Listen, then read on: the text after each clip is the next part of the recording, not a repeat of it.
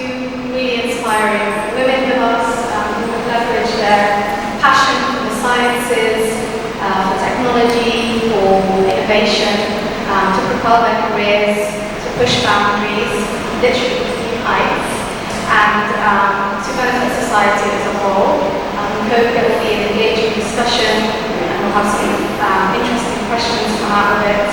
Dr. Reem Taibah is a Saudi physicist, researcher and author who studied and undertook a lot of research across Europe, specifically for the European Organization for Nuclear Research. She is passionate about showcasing how science impacts our daily lives. She currently works for McKinsey & Company in Riyadh, where she's working on sustainability and clean energy agenda in Saudi Arabia, which is super relevant. Dr. Anna Fisher, who is a former NASA astronaut and physician. She was one of the first 6 female astronauts selected by NASA and became the first mother who traveled into space. So an amazing accomplishment. She has worked in various capacities across NASA's different space programs and missions, and also is a public advocate for the importance of STEM, particularly amongst women, speaking about it online and also across educational institutions worldwide. So super excited and privileged to have you both. Thank you so much. I also have Dan Packman, who is the cultural attaché from the US Consulate to say a couple of words. Thank you all. Thanks, Iman. So my name is Dan Buckman. I'm the cultural attaché at the US Consulate here in Jeddah. We're so excited to be here today. Our bread and butter is cultural exchange. The thing that we work on is bringing Saudis and Americans together to share cultures so that hopefully we can become better friends, develop better understanding, which serves us many, many years to come. I am so honored to have both Dr. Fisher and Dr. Taibah here with us, joining us and in this conversation together.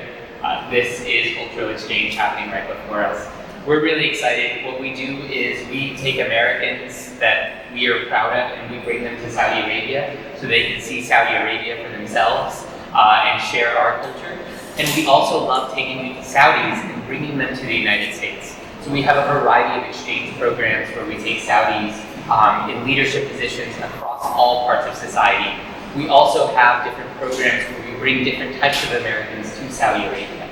So I want to acknowledge everyone that's in the room today. All of you, by virtue of being here, by virtue of being open to being inspired by 2 incredible women, are people that we want to get to know, people that we want to talk to, and people that we want to partner with. So if after today's presentation, if you are interested in an exchange program, in working with a consulate on another type of program, bringing other sorts of Americans and Saudis together, please get in touch with us. We're so excited about this work. We're so excited about the conversation that's going to happen here tonight. So thank you all for joining us, and thank you for bringing us together in this beautiful space today. So we're really excited.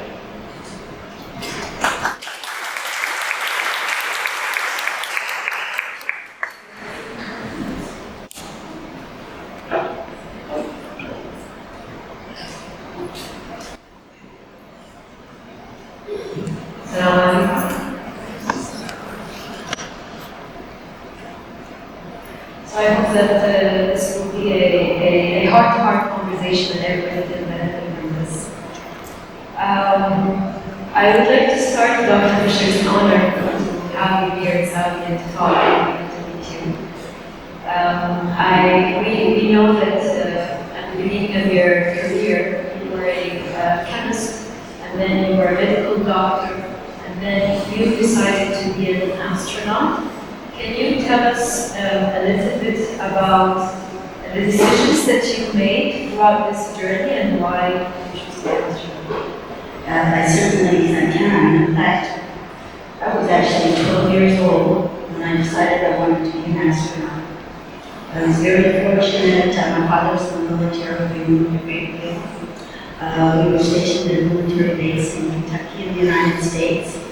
And we arrived at school when I was in 7th grade, and our teacher gathered us around her, and she had a transistor radio. Most of you here probably don't even know what that is. And we were listening to Alan Shepard, the first American to launch in space, as he was talking to mission control. And I can't tell you why, but that just captured my imagination. At that moment, I decided that's what I want to do someday. I want to be an astronaut. But of course, that didn't seem like a very realistic dream. Because the astronauts at that time were all men, they were test pilots. Women were not allowed to join the military and by high performance aircraft. So that pathway was not open. But still, the seed was planted. So as I grew up, we were stationed in the Los Angeles area. I was the first person in my family to go to university. I only applied to one. I don't recommend that to the younger folks today. I was very fortunate to get into the University of California, Los Angeles. And I studied chemistry, as was mentioned, and I love chemistry.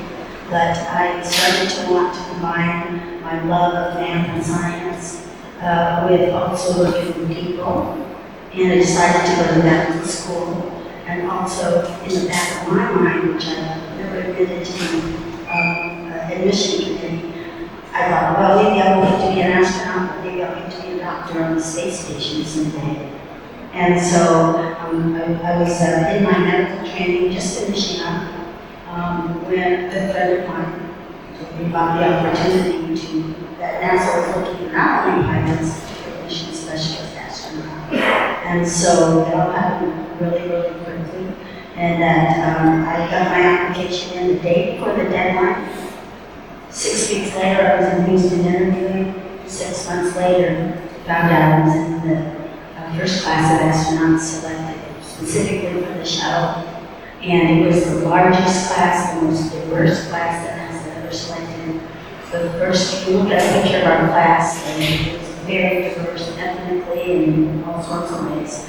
And the first class was women, so it happened so quickly that I thought my life was on one course and that I was not going to get to achieve that dream that I had as a 12-year-old. And all of a sudden, everything changed for the better. Would you say it took some determination to reach there?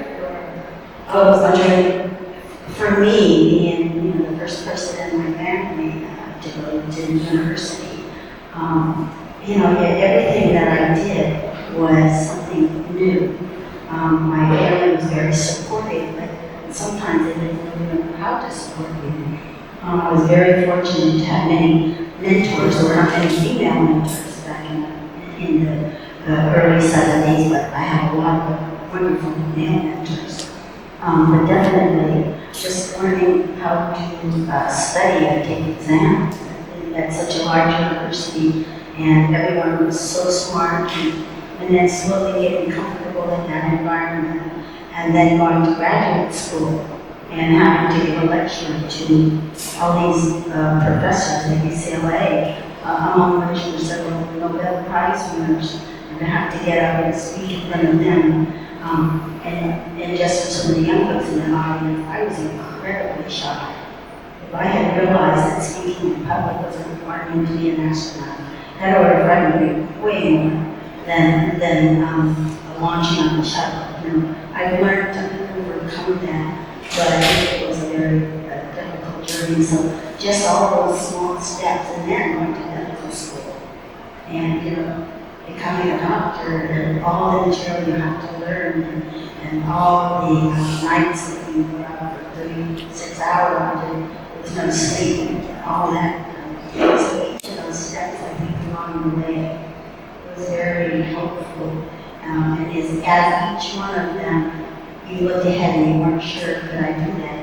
And then you were successful. Maybe you struggled a little bit, it was very hard. It certainly was hard.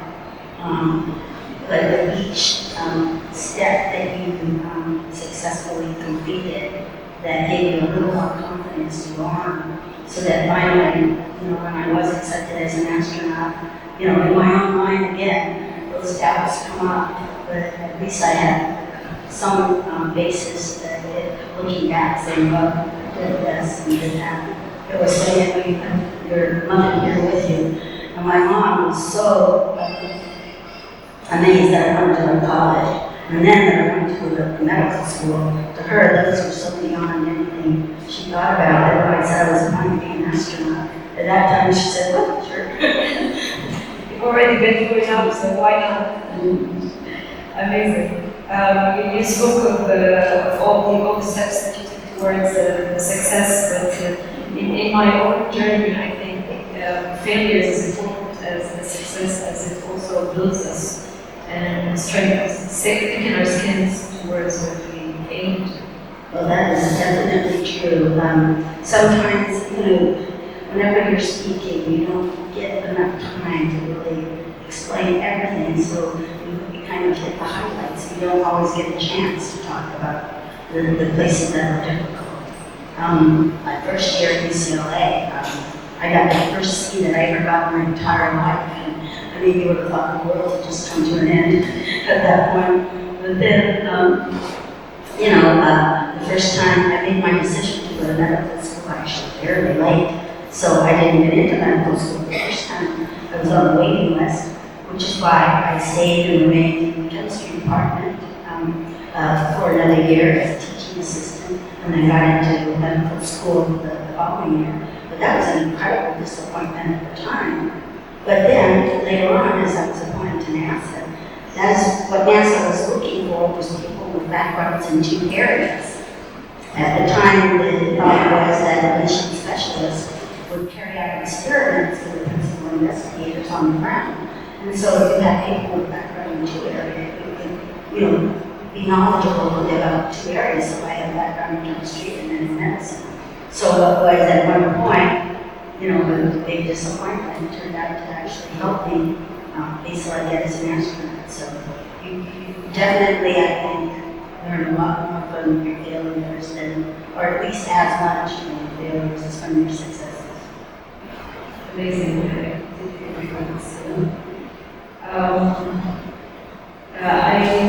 We spoke about that you were the first mother that went to space, and you mentioned that you were even pregnant when you were called into the mission, and your daughter was 14 months old when you traveled into space. I think this is a great courage that a step from your end. Can you elaborate a little bit on the significance of this and the risk of the challenge? Sure. First of all, my daughter says I owe it all to her. So, yes, that was never my plan.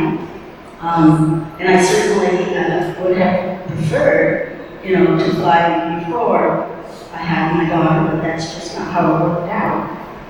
So, I was about 8.5 months pregnant when my boss called me into the office and said he wanted to assign me to a flight. I'll have to admit, inside myself, I was shocked. I wasn't expecting that. I was expecting that I was going to, have my baby and then, take some time and then come back. And so I accepted the fact that that was probably going to put me behind some of my peers in line. So I was totally unexpected. But then my head is thinking all these things over as he had me waiting for an answer. There was no way I was going to say no, because I had this incredible privilege of being in the first group of women. Obviously, he had confidence in me. I was able to assign him. And so I looked at him and said, yes, sir, send me in. Send me in, coach, because none of the six of us went or chose to apply to be an astronaut because we wanted to be the first women doing it. We applied because that's what we wanted to do, and that's just the way it turned out, that we were the first women. So, but at the same time, we took that responsibility seriously. Each one of us, Sally, the first one to fly. Among the six of us, it showed definitely did an awesome job. Judy did a great job. Kathy did the first spacewalk as a female. And so now he's asking me if I can go into space and have with a new young baby. And so there's no way I was going to say no. I won't lie, it was difficult. But at the same time, I was doing the two things I love most, being a mom, being an astronaut. And in a way, looking back on it, that way I never had time to sit and worry about my flight, because when I went home, I was home with my daughter. And when I was at work, and I was focusing on what I needed to do. I will say, I had Kristen on a Friday morning, and the following Monday, in the astronaut office, there's always an 8 o'clock Monday morning meeting where all the astronauts in town get together to discuss what happened the previous week, where we were going, and schedules and so forth. And so it's not that I was trying to be some superwoman or something like that, but I just wanted, because it was such a new and unique situation, I wanted all my colleagues and my friends to know, although I just had a baby, there was no way that I was not going to be there and accept that flight. And yeah, so it was a really busy time. It was the hardest thing I ever did to leave her. The way we dealt with it is we did a lot of videos. I mean, we videoed everything. And Kristen watched this later as an adult, like 25 hours videos for her, in case something happened to me, so she would at least remember some of that. So we joked now that she went into broadcast journalism because she was so used to being videoed from the time she was born.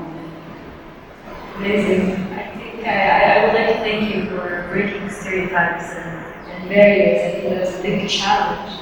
Not only just as a woman to go into space, but you were pregnant and gave birth, and just looked at it as if we can do this. That gives me hope, is that I can do whatever it takes. So, in your first space mission, what was your role in this mission? And what was the mission about? Well, our mission was a very exciting mission because it was the first time in history that anyone brought hardware back from space to be repaired. Of course, the Apollo astronauts brought back the remotes, but most shuttle missions, the purpose of the shuttle is, if you look, kind of to be a space truck to bring stuff up to orbit. Nobody had ever really thought about the shuttle bringing stuff back. And so in February of 1984, on a previous shuttle mission, 2 communication satellites were deployed from the shuttle. And then they had a rocket engine that was supposed to take them from lower orbit, or LEO as we call it, up to geosynchronous orbit where communication satellites live. And the engine failed 4 seconds into what should have been a 4-minute burn. And even today, I look back and I'm really curious why NASA deployed the second one when the first one had a problem, but they did. And so we have now 2 satellites worth many billions of dollars that were in perfectly good shape, but totally useless because they were in the wrong orbit. So actually, it was the insurance underwriters, Lloyd's of London and the subsidiaries that really pressured NASA to do this mission. And if you'd ever asked me what I thought was the most boring thing in the world, I would probably say insurance. But I learned that they played a very crucial role in our into a very exciting mission. And so our crew went up into space. There were 5 of us, and 2 of my crewmates, Joe Allen and Dale Gardner, did the spacewalk, and I was the robotic arm operator. And we had to come up with a plan of how we would get these satellites, because the shuttle arm, you couldn't just go grab anything. It had to be something that was that had a special graphic fixture, like the Hubble Space Telescope. It was designed, it had a graphic fixture so that the shuttle could deploy it and put it out in space and could also go get it.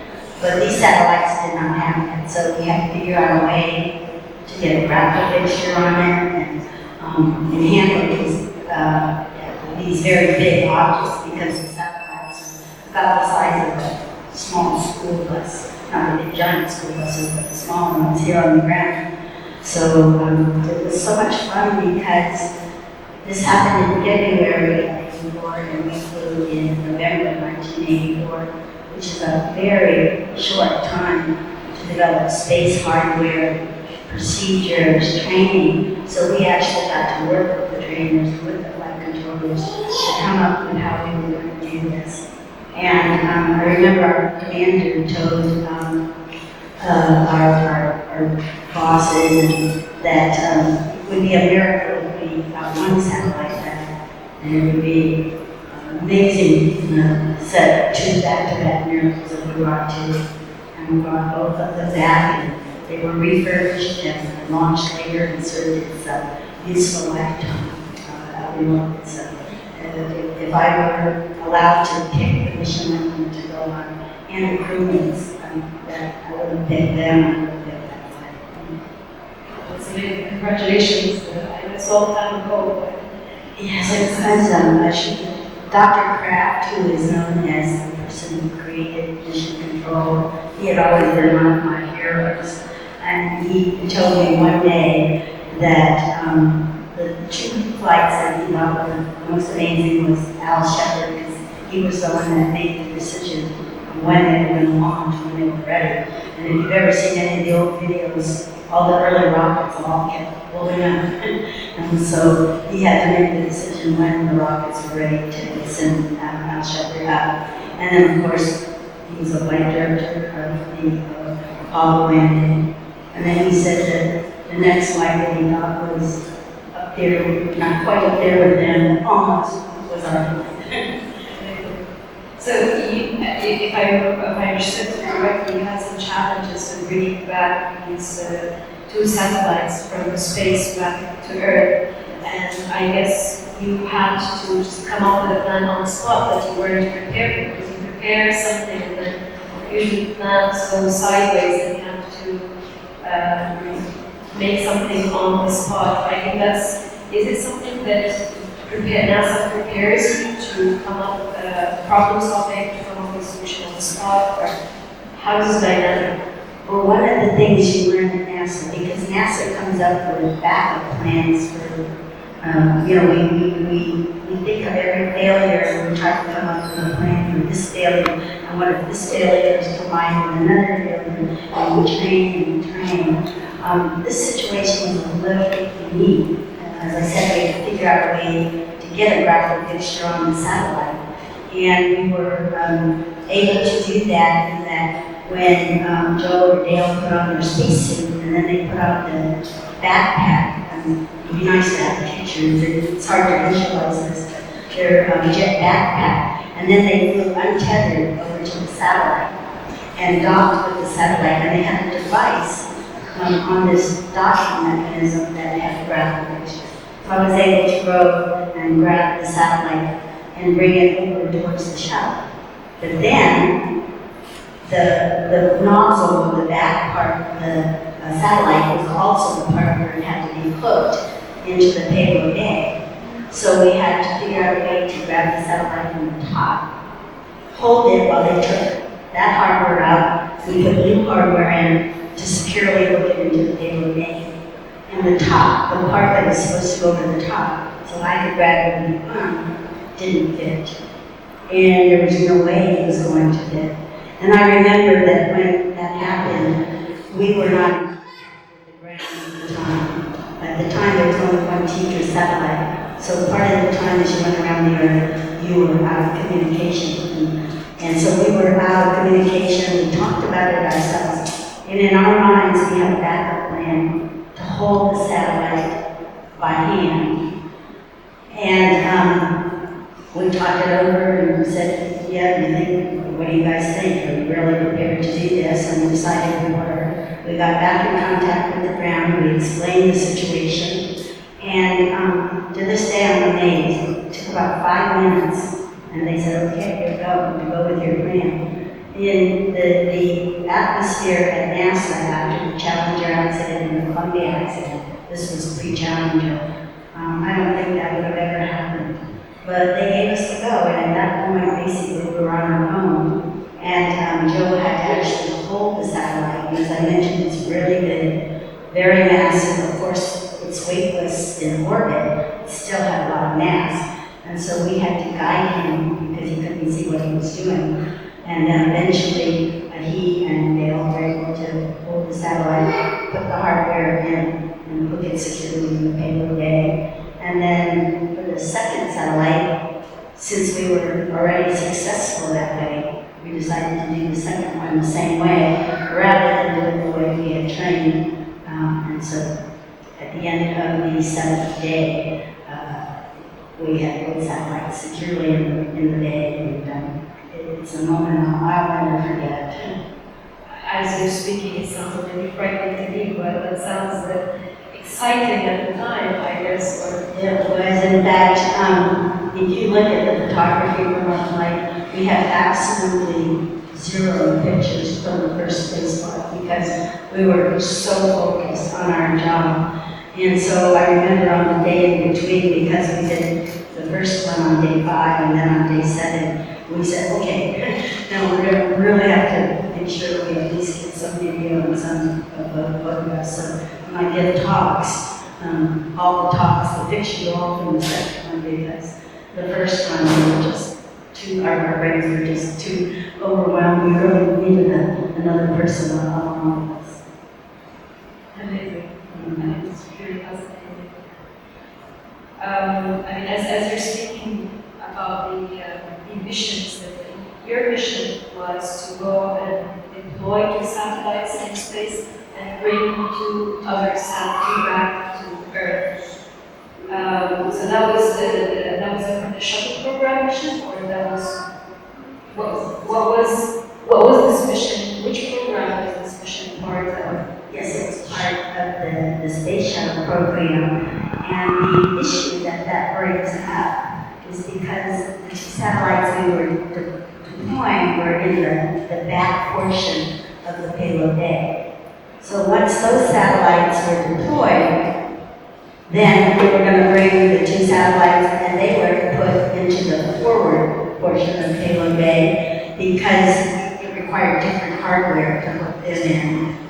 They couldn't put them in the same position where the other 2 satellites were. So that brought up another problem, which is that the center of gravity of the shuttle was much, much further forward than any of the previous shuttle mission. And so we were having to do different things, like they took out some of the lockers in the forward portion, which is part of the forward portion. Anything they could do to try to push the center of gravity further back, because none of the previous shuttle missions had flown with that forward center of gravity. So that even the entry was new territory for the space shuttle because of that forward center of gravity. I see a lot of problems that are happening when you're in a spaceship, and you will need a lot of agility problem solving as an astronaut as part of the team. Do you think this is just part of the training to be an astronaut, or what does it really take for somebody to be an astronaut capable? Well, I think that once you start training for a mission, even before that, when you're supporting other missions, you start realizing, you start talking about all the different failures that can happen, and you realize, well, for example, the shuttle, everything was designed with redundancy. There was either for critical parts that were usually triply redundant. But then you still went through all the processes of what if you lost this, and what if you lost this hardware and this other hardware. And so after a while, it just becomes ingrained in your mindset. To think about all these possibilities and to have a backup plan. And it just, I think it's partially the way NASA thinks of things and what they learned from the Mercury and the Gemini and the Apollo program. It's just ingrained in our entire NASA culture. And as you pick people that are, talented and very motivated, there's not an astronaut that flies that doesn't want their mission to be a success, whatever their mission is. So you spend a lot of time thinking of what could go wrong, what could you do if that goes wrong. And that's the really wonderful part about having a human in space. You know, there's always this, I wouldn't say tension or, you know, who people that you want to send satellites and robots, unmanned mission, but then you also can see that when a human is in the loop, I don't know, with AI coming along, hopefully we're not going to be replaced, but definitely with a human in the loop, you can, with that creativity, you can sometimes overcome obstacles that perhaps you didn't even think about, because, you know, so that's an important way. I think if I use that in my daily life now, I always have plan A, there's always a plan B for whatever. I remember talking to my daughter when she was going to go to broadcast journalism, and I said, you know, that's a very competitive field, so, you know, hopefully you'll be successful. What's your backup plan? And she said, I don't have one. And I said, that is not the right answer. You gotta know better after all this. Yeah, that sounds amazing. Let me move over a little bit into NASA. So you have all these missions, or space missions with different goals, to bring satellites, to set satellites, or to go down to the moon, like the whole program. I'm sure there's other missions. My question is, what are the future missions for NASA looking like? What are their, let's say up until 2030, 2040, what is space look like for them? Well, you know, to backtrack a little first, when we first arrived, just the shuttle program was so new, figuring out how to operate this vehicle that looked like an airplane or glider, that launched like a rocket, came back like a thing, just learning to operate it and get comfortable. And then the next step was to build the International Space Station. And so we started that in 1998, and it took up until 2010 to really build the space station. And then we had to learn to operate it and figure out all these new ways of doing things. And then when the shuttle stopped flying, we had to turn and rely on our Russian partners to launch astronauts, US astronauts, might go on the mission Soyuz. So there was that whole period of time where the space station, building it, learning to operate it, and then in the United States, of course, we wanted to build our own vehicle so we could launch astronauts from the US soil. So that's when we started with the commercial crew program. And back then, you know, people were very skeptical about that. I kind of laughed first when I heard that SpaceX and Elon Musk was going to try to build a rocket and a space capsule. I'll have to admit, I thought he was crazy. I didn't think he realized just how risky what he was going to do was. But I'll have to admit, I was wrong. He's amazing. And now the SpaceX program is doing wonderfully. But it's in partnership with the government. But then he's now off doing his own things, and we can talk about that later. So now, the next step for the U.S. government is the Artemis program, which is the follow-on program to Apollo. Artemis is the twin sister of Apollo. And so, hopefully, the Artemis program is now going to bring humans back to the moon. And hoping the next person to step on the moon, we've been told it's going to be a woman, which I'm so excited about. But that is where our next focus is. So we built the Orion capsule, which was the last thing that I was working on before I retired from NASA. And so now we've had the first successful unmanned test flight last November of the Artemis space launch system, the new rocket that we developed the commercial space slots and launched the for a 10-day mission around the moon. And now we just announced in April the crew, the Artemis 2 launch, which will be the first crew launch back to the moon. They won't not land on the moon. It'll be much like Apollo 8. They go around the moon because we haven't yet developed all the hardware that is necessary to land on the moon. But we need to test all the life support systems, and then the next flight after that.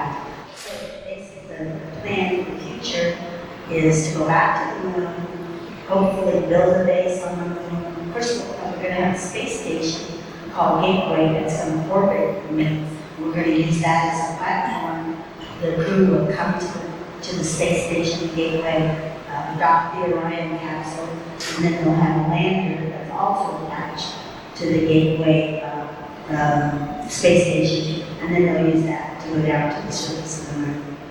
And so then we'll build a base on the moon, hopefully an international base, much like we have in Antarctica, and learn how to live on another planet, develop the techniques for protecting astronauts from radiation, doing experiments, learning how to grow our own food, while we're only 3 or 4 days from home, because our real goal is to go to Mars. And that is going to be order of magnitude and more difficult.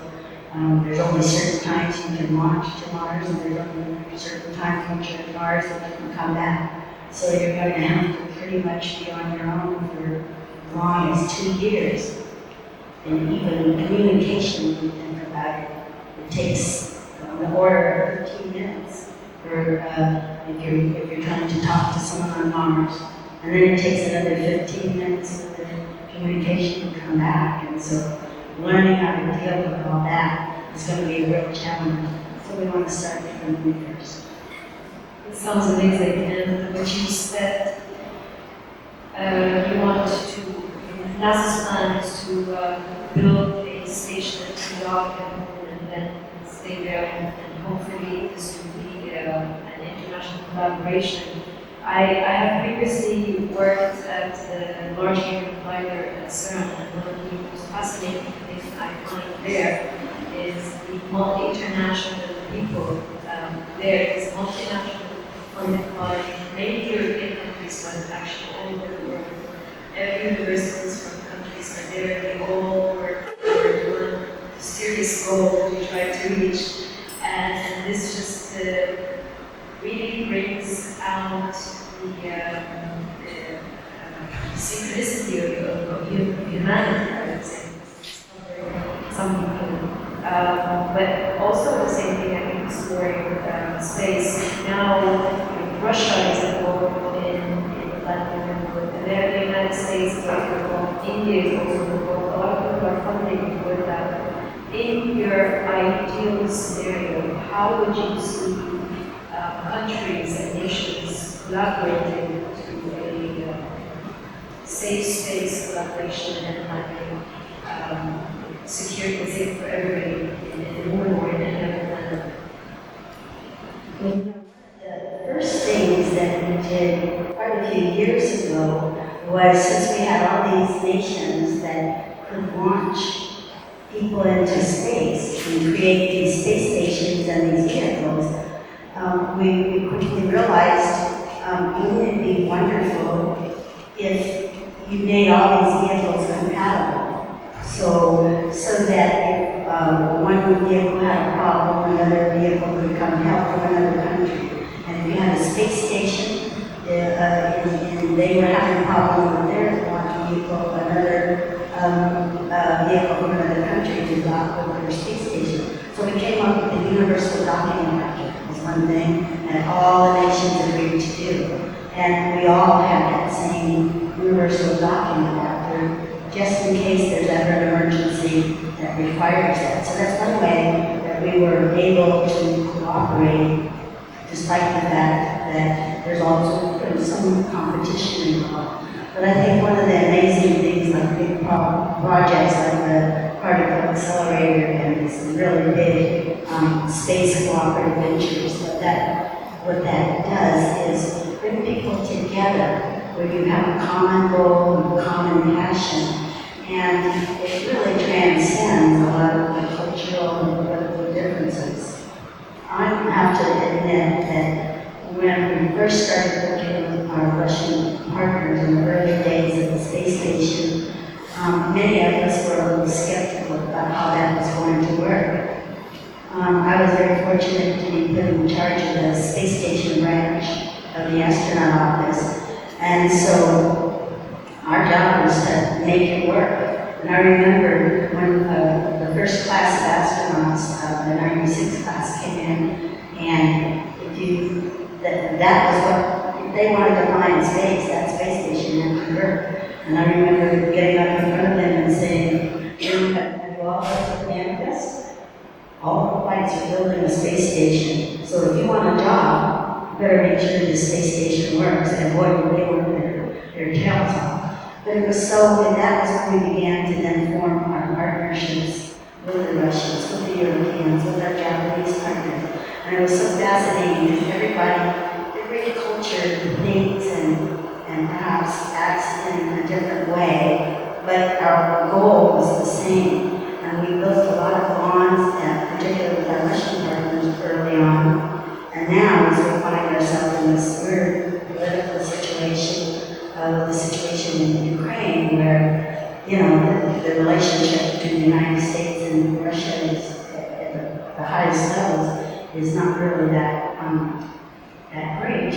But at the level of the working on the space program, we just launched a US astronaut who was Soyuz in our Baikonur a few weeks ago, and then we just very recently launched the SpaceX 7 crew, which also had a cosmonaut on board. Mission Control Houston is cooperating with Mission Control Moscow, and so now it all works. I have to admit, I'm a little bit amazed and so gratified by all the friendships that we created and partnerships, that we just ignore all that other stuff because the bond of space exploration, what we're doing, really transcends those political differences, which I am, to me, that is really the most important benefit. Technology and all of that is amazing, but the fact that we can continue to work together despite all the political tension, I think is truly amazing. I also think this is how science always should be. It really transcends geographical or political boundaries. In any case, it is for the benefit of humanity and pushing boundaries. I agree, like something like particle accelerator is so big and so complex. There's really no way one nation can afford to do that. And we're sure they have to, because everyone is going to benefit, so everybody should contribute. And that's fun. It's fun working together. And in the United States, we've started developing, we've taken customs from our partners. For example, we always plant a tree now whenever an astronaut passes away. We have this huge grove of Johnson's Wisdom, and that wasn't something we did. That was a custom in Russia. And so it's really neat seeing how these different cultures kind of blend a little bit. So we are now in Saudi Arabia trying to build an aerospace industry, so I hope there's many collaborations in the future towards one goal. Yes. Dr. Fisher, you have spent some time in space and in spaceships. I would like to ask if there are any life lessons or perspectives that you have gained from, I don't want to say abroad, I want to say from the outer bound, that you applied here of life that you give everybody on Earth. I think every astronaut, cosmonaut, and taikonaut will tell you that once you have the privilege of viewing this planet from Earth, I won't say that your life is suddenly changed and suddenly you're a totally different person, but having seen the Earth from that perspective, you realize what an amazing planet we have.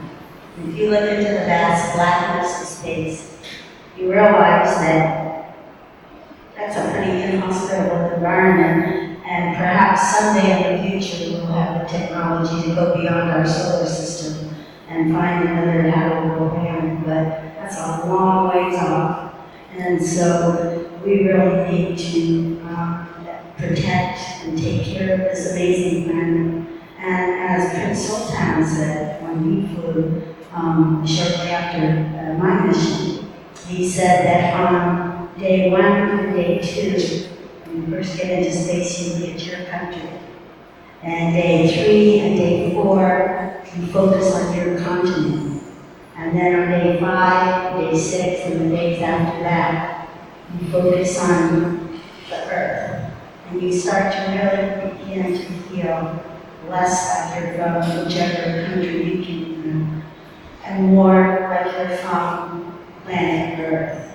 And I am so hopeful with all the new SpaceX and its Falcon rocket and Blue Origin and all the other vehicles that are coming on, Virgin Galactic, Richard Branson.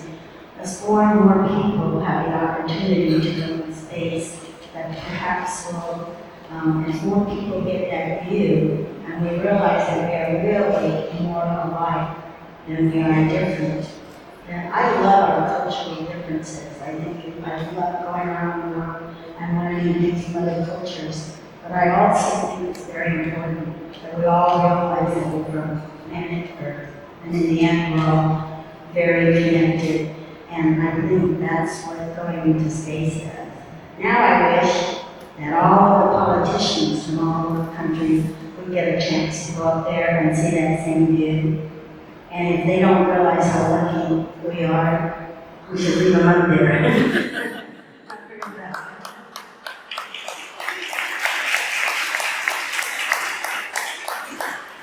Amazing. But speaking of planet Earth from the outer space, how does it look like? How did it feel when you?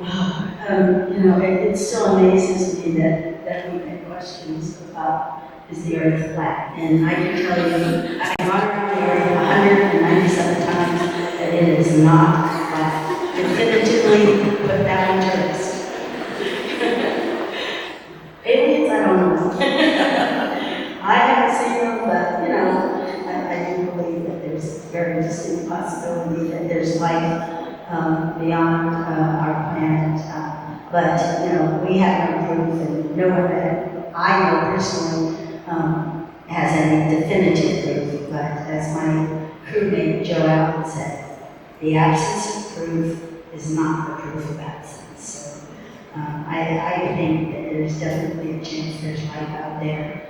Perhaps they even come to Earth, but I have no knowledge of that.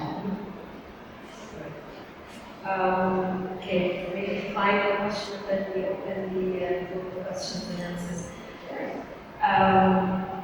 But as I'm hearing, listening to you, that was a very demanding job, and you went to the outer space while you're a mother, you have children, you have a husband, and can you tell us your insight about life, career balance between your career and your life? In one word, it's hard. And it's a delicate balance, and it's going to vary so much from person to person. What makes you happy? What makes your family happy?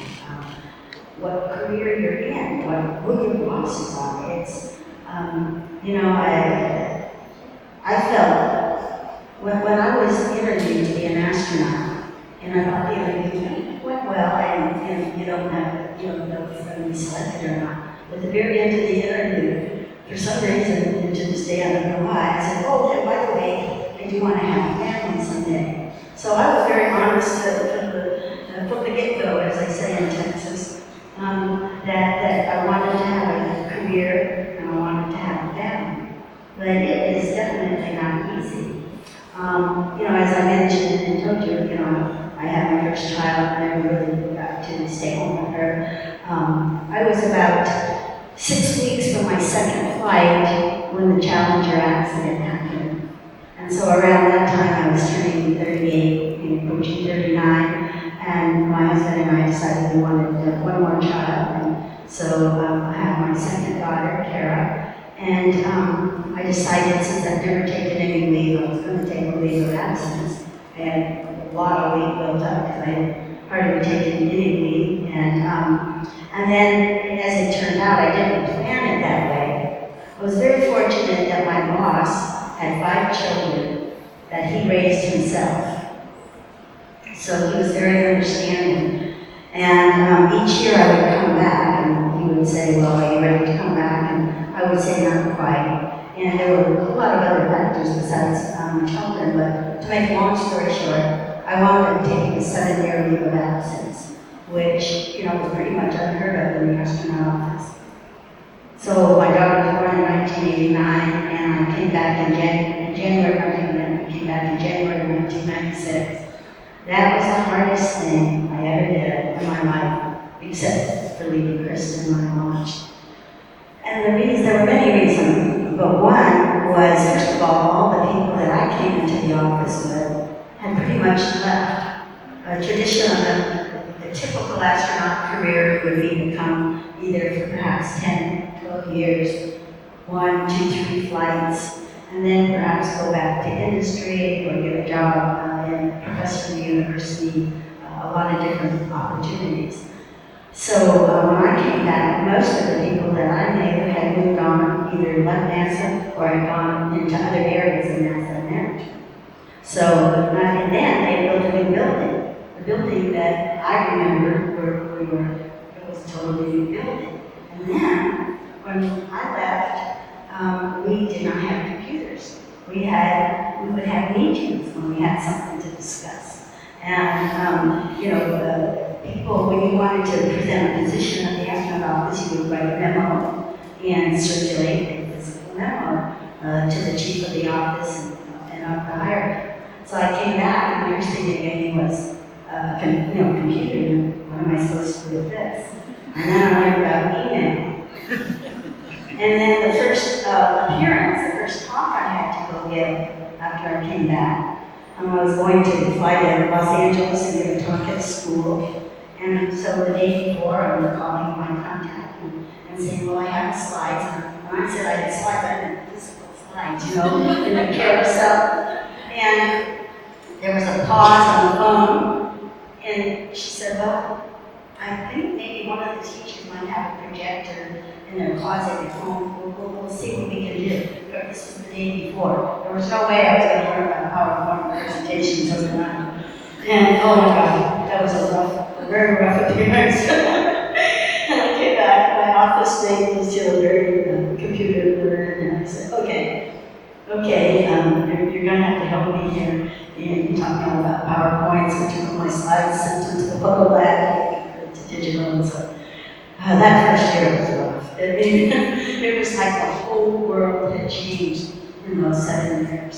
But I'm so glad I was able to stick it out. I mean, there were moments when I thought, I better just go back, do a residency, go back to medicine. But then I was very fortunate to be in the right place at the right time. I was the only person left in the office who remembered what it was like before the shuttle. And it was not the very smooth operating system that it was later in the 90s and then the early 2000s that most of the astronauts in the office were not used to. And so I was able to say, people were expecting the space station to be as operating as smoothly as the shuttle had now started operating.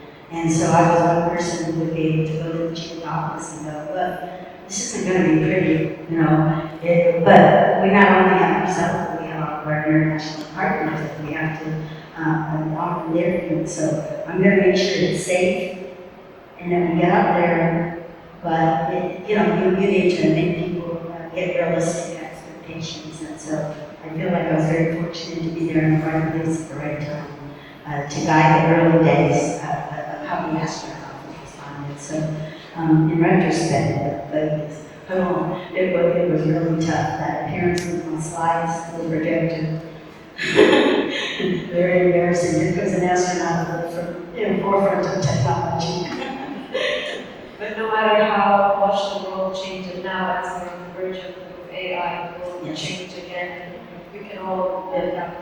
Oh, yeah, that's amazing. Wow. Let's discuss this at another panel, but Yes. now maybe we can have questions for anyone in the audience. Please feel free to raise your hand. I thought I told you everything I know. First of all, Assalamu alaikum. My name is Khalid. I'm in my sophomore year in aerospace engineering. And my question is, does the body actually stretch in space? And how do you affect you? Does the body actually grow in space? Stretching, yes. Yes, it does. You grow about an inch. Unfortunately, when you come back, you lose it.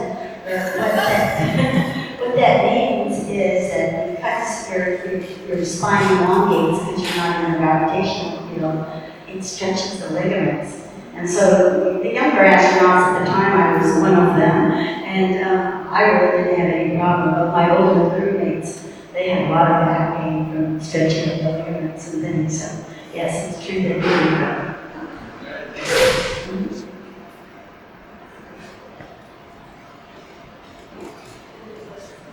Question?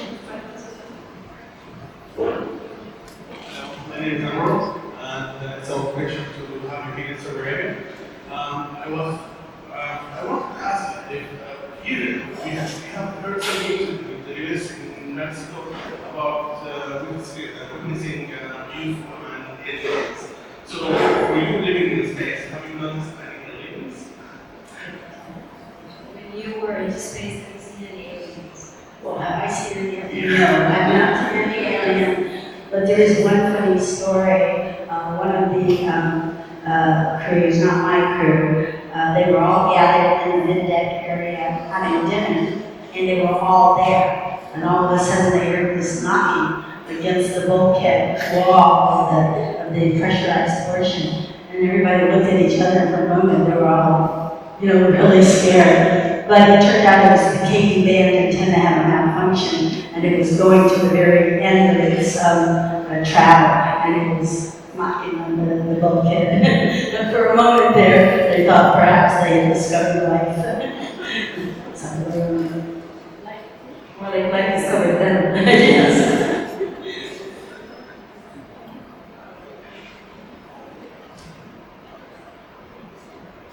I see a question.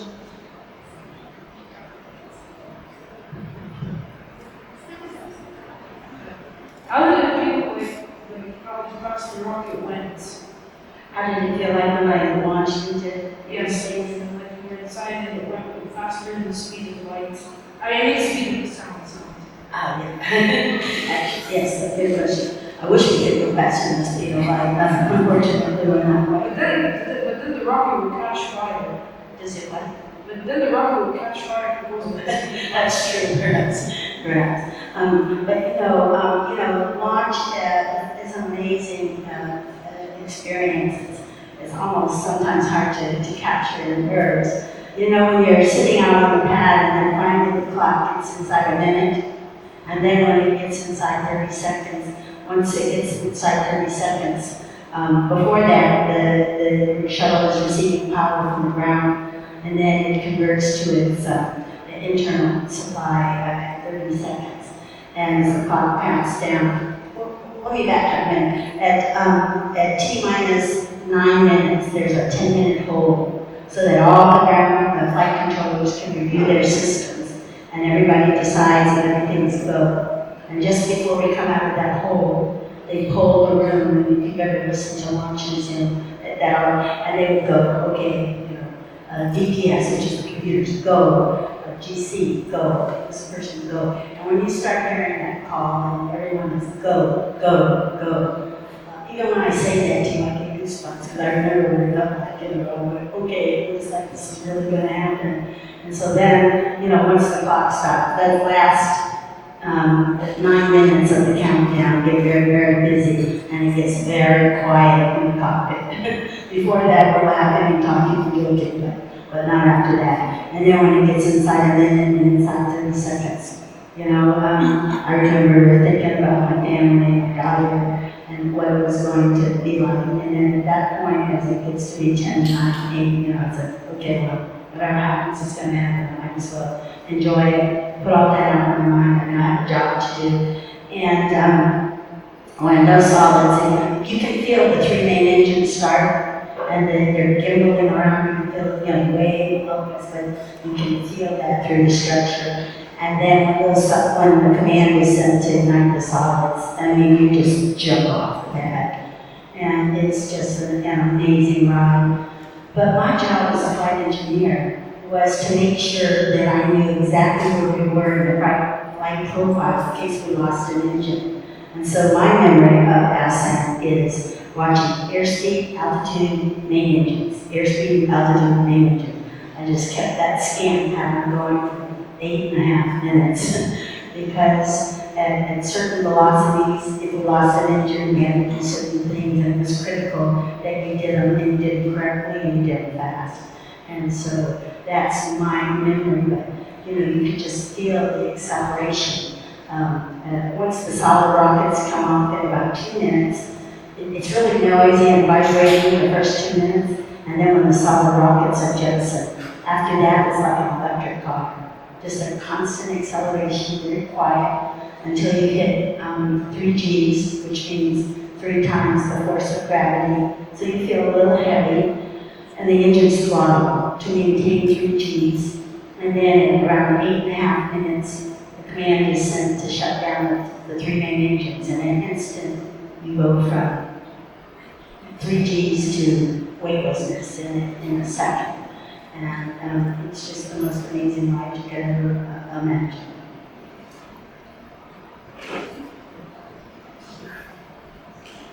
Hi, so my name is Sarah, and briefly during the interview you mentioned AI.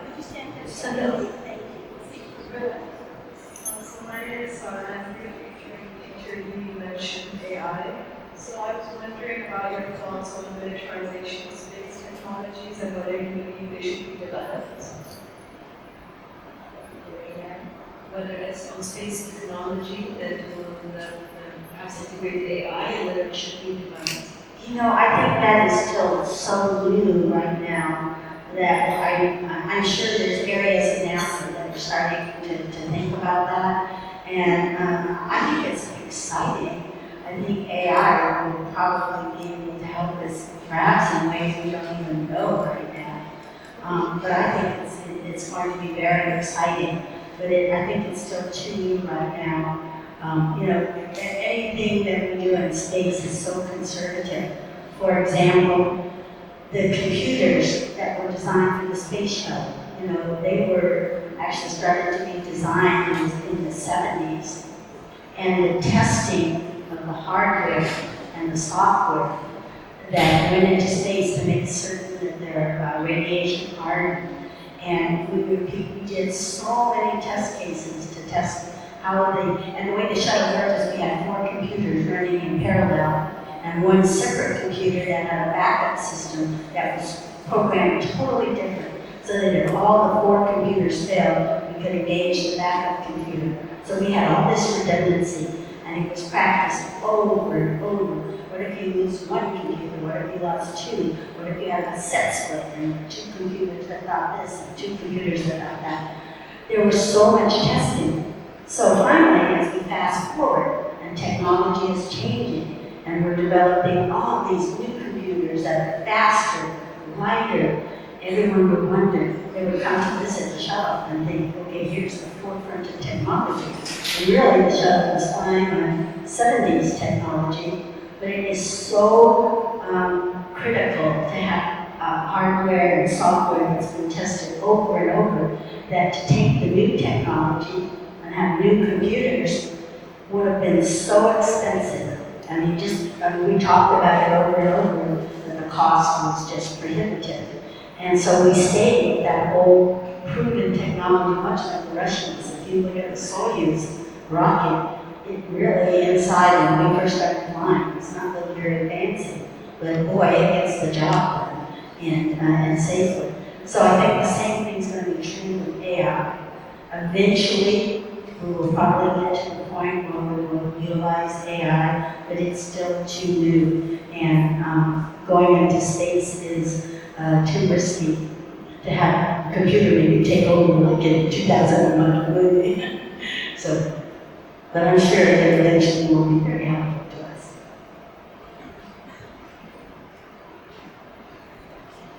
question.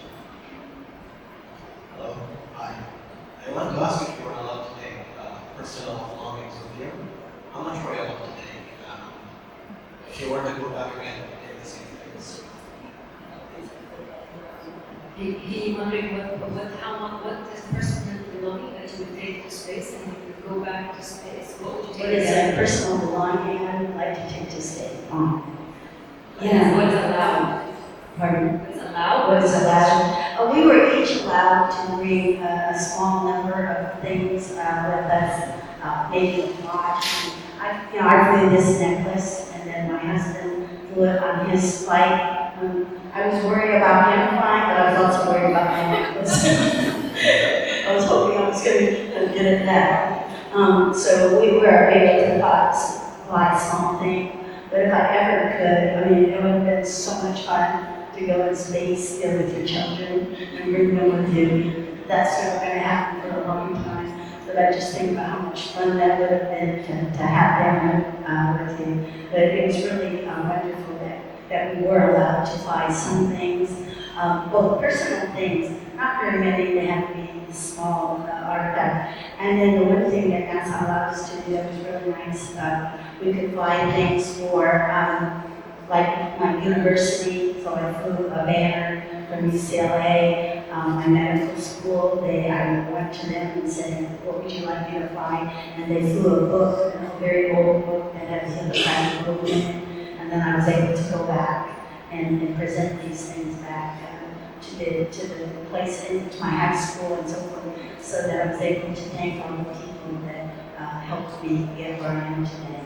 And that was really special. What was the second part? I think, yeah, that's. Then there's another question here. Okay, I think the first one here. First of all, I'd like to say that it's true inspiration being really good to see here. But I wanted to ask, weren't you terrified that something would malfunction on which you would have lost your life when you had it found back at home? Sorry, should I repeat the question? Okay. Weren't you terrified that you would have lost your life due to malfunctions of the mission, though you tried and found it back at home? Were you terrified if something went as a malfunction in your trip that you have a family back home? How terrified were you for this entire? Well, I certainly worried about that a great deal.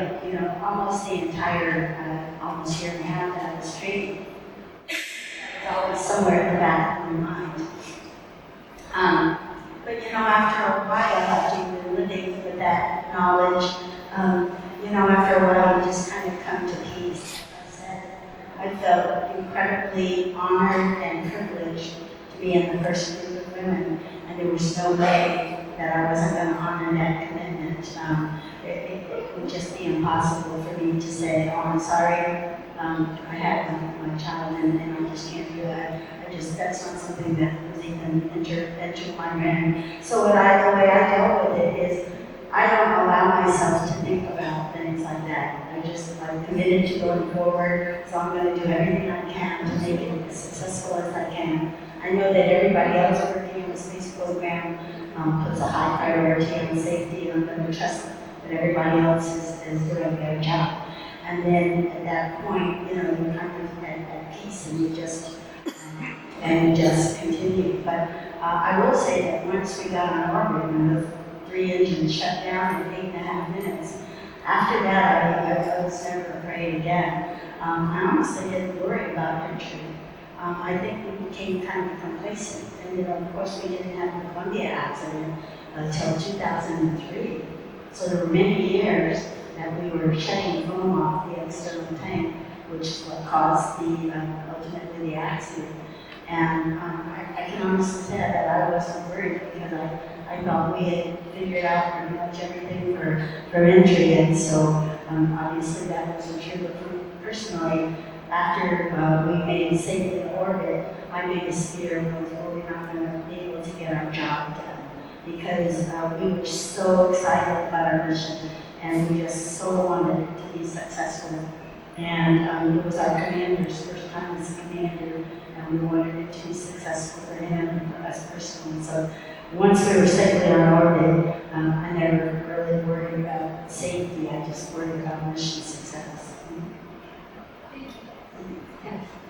Final question, I think, Jenny, raise You're your hand. right. We can do. Hi, my name is Rizwan.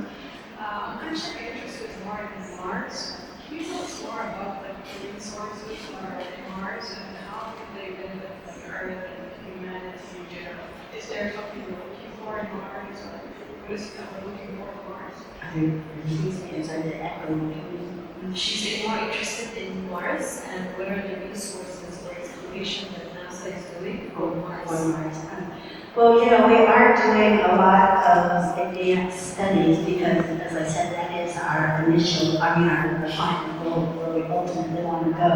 But pretty much most of the focus right now is going back to the moon and developing, all that hardware that I was talking about. So right now we have the Orion capsule and we have the SLS, the rocket, but there's so many pieces still that we're working on. The Gateway space station that's going to orbit the moon, then the lunar lander. We've got SpaceX in parallel developing that big rocket, which they have some ideas of perhaps just going directly and landing on the moon. So we're really so focused right now on making our return to the moon a success.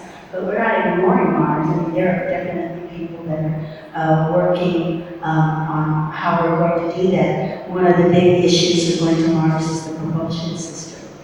And so one of my astronaut colleagues, Franklin Diaz, is working on the plasma ion engine, and there's many others working on how can we get to Mars faster than in developing new technology for that.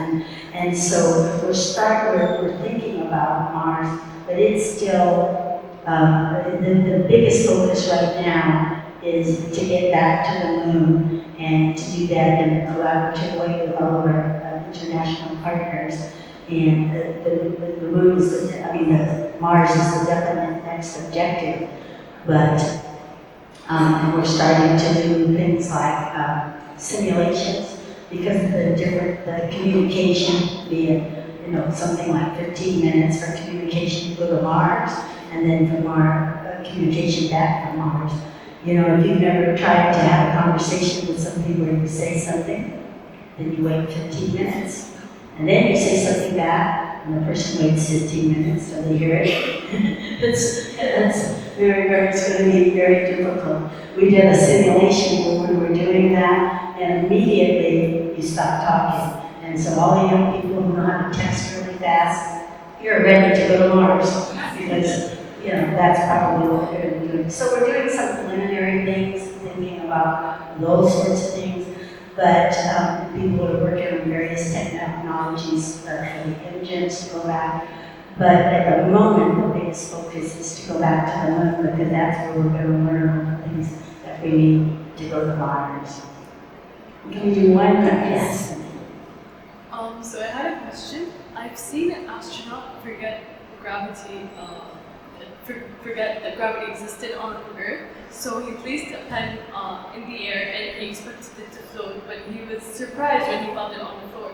Is this a common occurrence for you to forget about gravity? It's definitely a common experience among the astronauts that have been on the space station for 6 months, and especially those that have stayed for a year. You'll be going around doing something, and then all of a sudden, when you're in space, you can just let go of something, do something, come back. Do that, here we go. But yeah, there's some funny stories of different things that people have done, forgetting that they're not weightless anymore. But particularly like for shuttle mission, I remember the first night I kept feeling like my feet were floating. I'd wake up, make sure, was that space? And again, for the people that have been up there, we were there for 8 days, and shuttle crews, the longest they're up there is for 2 weeks.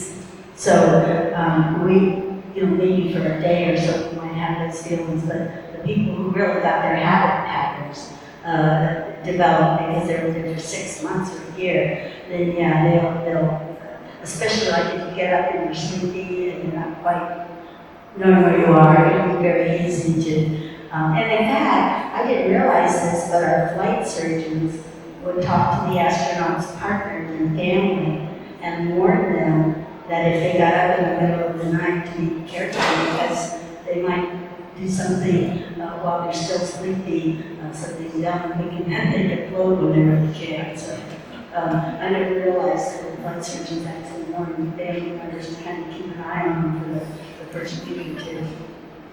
And, well, thank you. Amazing. Thank you all. Thank you for your questions and thank you for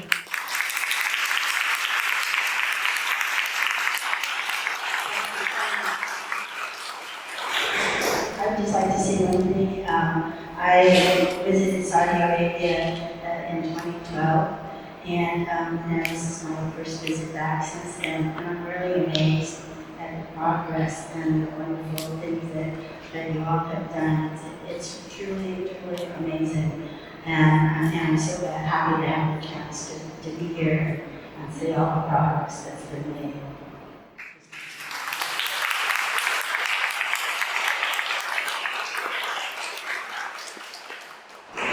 thank you for visiting. It's an honor, Dr. And as well to get to meet you, Dr. Your story is equally, if not more so impressive. Thank you all so much. Thank you all, and thank you, Dr. Anna, for putting through a really insightful and engaging conversation.